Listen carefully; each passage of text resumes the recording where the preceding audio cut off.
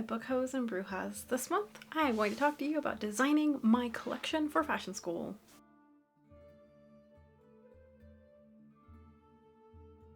Hello my Bookhos, I'm Bianca, and welcome to Bookhoarding by Bianca, where I talk about fun things, and today I'm talking about fashion school. Specifically, I'm going to walk you through the different ways that I went about designing my collection for this semester's work. Today's video is just going to go over the steps that I took to designing my collection, and I hope that that's helpful for other people since it was kind of a mystery to me, and it's still kind of a mystery, but this is how I did it. I'm going to be naming a bunch of the platforms and apps that I used, and in no way am I sponsored by them or getting money, but hey, companies, if you want to give me some money because I use your stuff all the time, that would be great. The phase 0 of making your collection is going, what are my goals? What am I trying to do?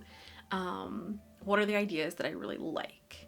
That is a really helpful kind of guiding line to then working on what you're going to eventually do. I had some guidelines for what I knew I'd be needing to work on for a class in this fall semester, because in my spring semester I had a professor who was going to be teaching that class, and so she told us what we'd be expected to turn in terms of garments. So I knew I needed a shirt, a skirt, and a pant, along with a dress as an option.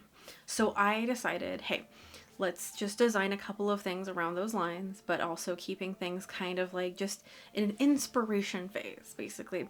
What are things that I think I would really like creating in terms of just thematic? I think for me, kind of focusing on like a thematic thing was interesting, because usually I'm just like, I really like this one thing, I'm gonna do it. Or like, I have this costume idea, this cosplay idea, I'm just gonna do this idea. But getting into like a cozy spot for like a whole theme did take me a while. I spent the summer using a bunch of apps to kind of collect ideas and put them into place and kind of revisit them and mood board. I used Pinterest as my main space for just saving stuff that I thought would be really fun. I had a private board, because you can't make just a private thing where it's just you that you can see it, and I would search for things like Dungeons and Dragons, D&D aesthetic. I know that like Goblin Core is a thing now too, but I was really looking at like specifically Dungeons and Dragons aesthetic and like that thing. Obviously I had like a lot of high fantasy elements, but then also like I really wanted to have embroidery and other embellishments that maybe would like harken to the game. I was like brainstorming cool like gauntlets that could be like character trackers, and bags that would definitely be like dice bags, or like have elements of like dice everywhere, you know, like I want to do studs that are just D4s that are painted. So I had a bunch of ideas, and I was putting them into kind of one place on Pinterest where I could just look at them and save them. And I'd look at different things too. Like I was looking into embellishment, so I'd save things that were close enough to what I was brainstorming, but maybe wasn't quite it. Or even whole tutorials on like how to do the thing that I definitely wanted to do. Like I was saving tutorials on cording and tutorials on different embroidery techniques that I wanted to try for this collection. And if not this collection, then maybe one day for future stuff, right? Like it's all kind of building into, these are all things that I really like, but I'm kind of putting them into one place and kind of coming up with a cohesive thing. Because even if I don't make every single one of these pieces, it's still the idea of like, this is an aesthetic that I really dig, so I probably do want to do parts of this, even if it isn't 4 pairs of pants. Because pants, I don't want to do pants. So after mood boarding and then kind of looking into things, I was like, here are some aesthetics that I really am feeling like I'm gravitating toward, if that makes sense. So I kind of have been like in this nebulous place that these are the kind of things I want, and then I more specifically named it, and I was like, I want to do D&D. I definitely want to have some Dungeons and Dragons elements to this.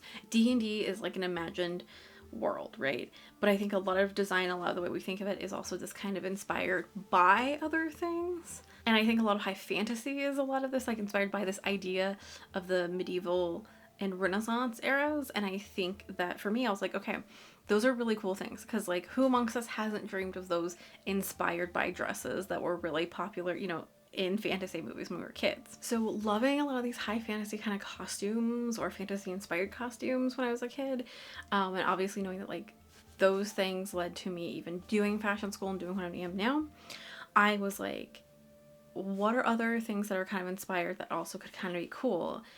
And this is a long way of saying the arts and crafts movement was one of those things that I was like, that is really, really in that space of where I want to be in terms of inspiration, not necessarily execution. Because like a lot of that was just like this empowerment of like, going back to making these things that would last and these things that were highly embellished. And there was also a lot of these weird ideas of like, that was like inspired by these ideas of the medieval and Renaissance periods and all this stuff. So that was interesting, but I also really liked the ease of the outfits that they were wearing. I really like the ease of that, and like also, you know, obviously during the Victorian era, a lot of like the tea gowns, which like are its own thing, but I like the ease of like the dressing gowns and the tea gowns, and like these things that were just like a relaxed vibe, but also still highly handworked, if that makes sense. Maybe it doesn't, but it did to me. And so I thought that would be a really cool place, because like a highly embellished like artist smock kind of dress, or a highly embellished Watteau backed thing that had really cool elements but also could feel D&D. I don't know, I just want to like wear my fandom and my stuff in my clothes, I guess. So kind of coming to those conclusions where I was like, it's D&D and the arts and crafts movement. And those are kind of the big things that are coming into this, like these aesthetics. I decided to like think about like things that also inspired me in terms of like nature, because both of those are like supposed to be highly naturalistic, right? Like, or at least parts of it, right? I feel like druids especially are like very nature centered. So I took a lot of photos on like the hikes that we do in our area of like nature that I thought would be really cool to do stuff with. Like I took a lot of photos of like the way the waves come crashing in, and I'm like, I really want to do some really cool abstract lace work like that.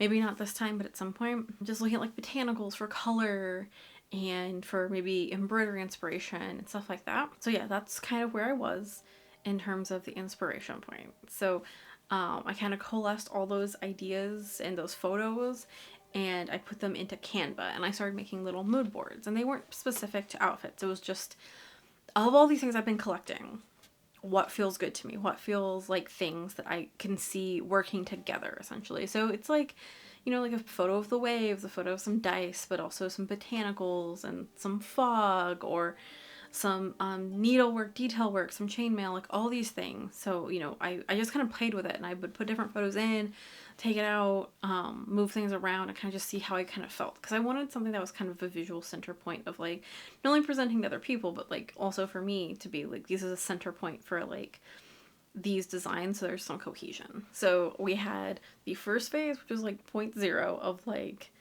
coming together and thinking about all these ideas, and then actual phase 1, which is mood boarding, which is putting it all into one place in a mood board, which they kind of, both phases kind of fade into each other.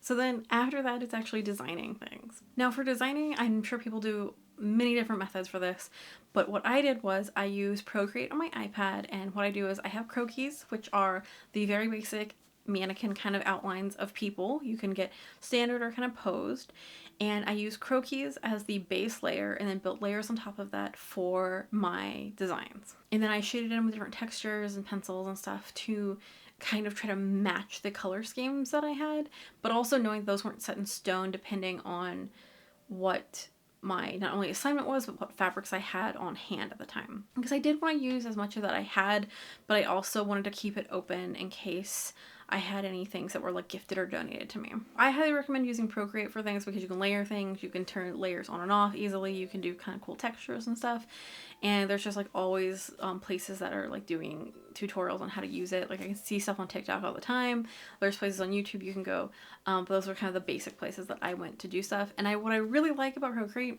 is you can just bring in photos too for photo references, or even as a layer. You could just layer it and then do a layer over it and trace what you like and then take it out.